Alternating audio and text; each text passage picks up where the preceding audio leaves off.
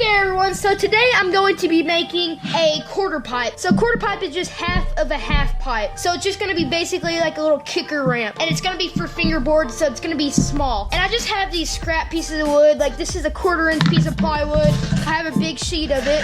And then I have some oak plywood. And then just some random plywood that was off of a pallet. So what I'm gonna do is I'm gonna take 3 little finish nails.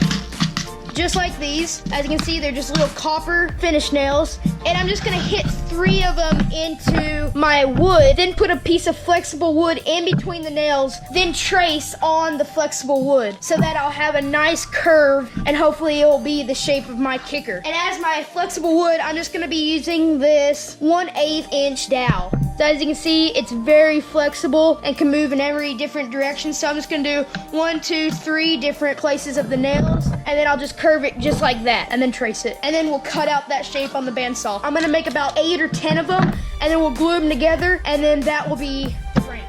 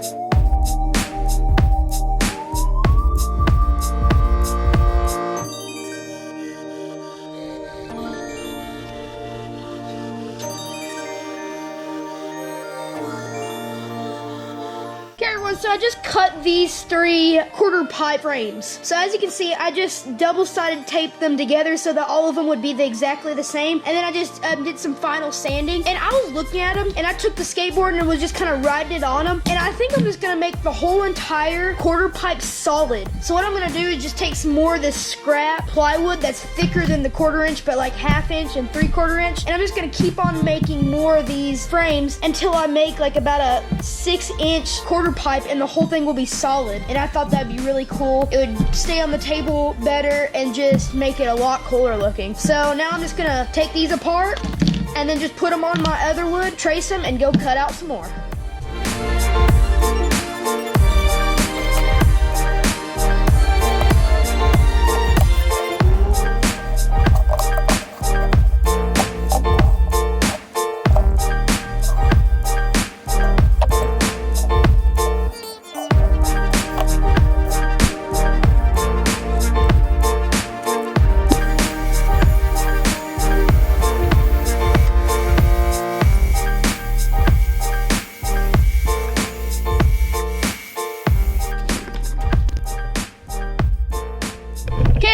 So now that I have all of these cut out, there's tons of them. And now the reason why I didn't sand them and finish them is because I want to glue them all together, then sand them as a whole so they're all the same shape. So now what I'm going to do is just kind of match them up where I all want them, and then we'll wood glue them together, clamp them, and let them dry for 24 hours.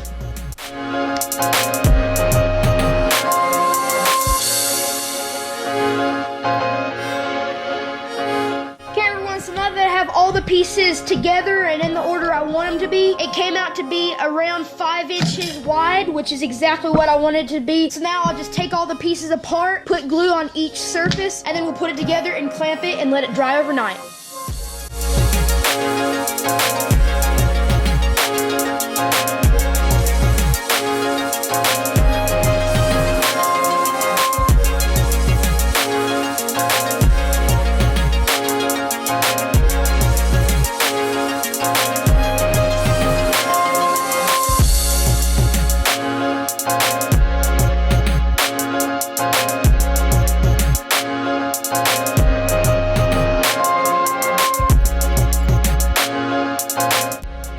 So now that I have the blank glued up, I'm just gonna let it sit overnight and come back in the morning.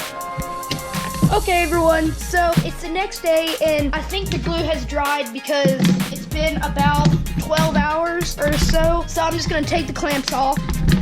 Looks like I put enough glue on it.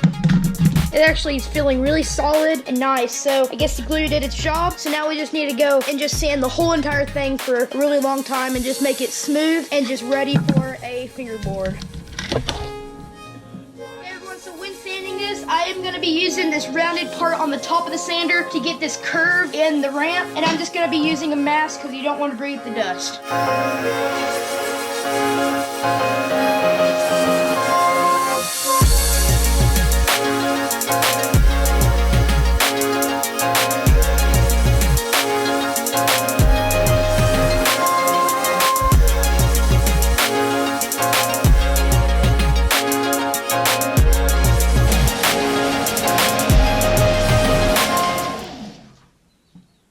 So I just got done sanding the ramp, and that was so much sanding. As you can see, I am completely covered in sawdust like crazy. That was probably about 20 minutes of sanding. The whole thing is nice and smooth. It's really nice for this little fingerboard. It's really great. And I was gonna put coping right here, like a little brass rail, but I decided not to because I like how nice the skateboard rolls over it. But now we just need to do a little bit of hand sanding just to make all the details really nice and then put a finish on it and we will be done.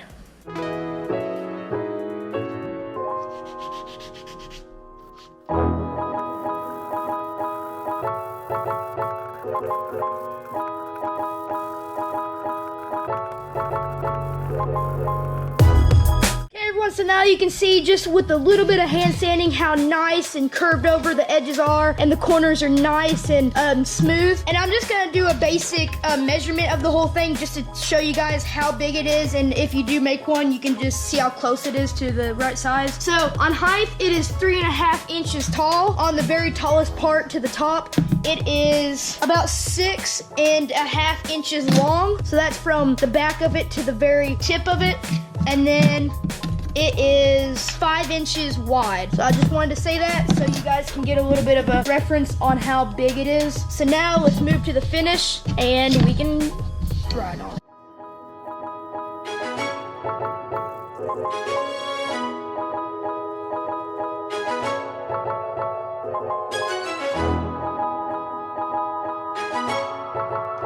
So now with the first coat on there, you can just see the wood sucks in the first coat of lacquer. So I'll just let it dry for a little bit, then put a second coat, and it should make it look nice and glossy and put a nice finish on it.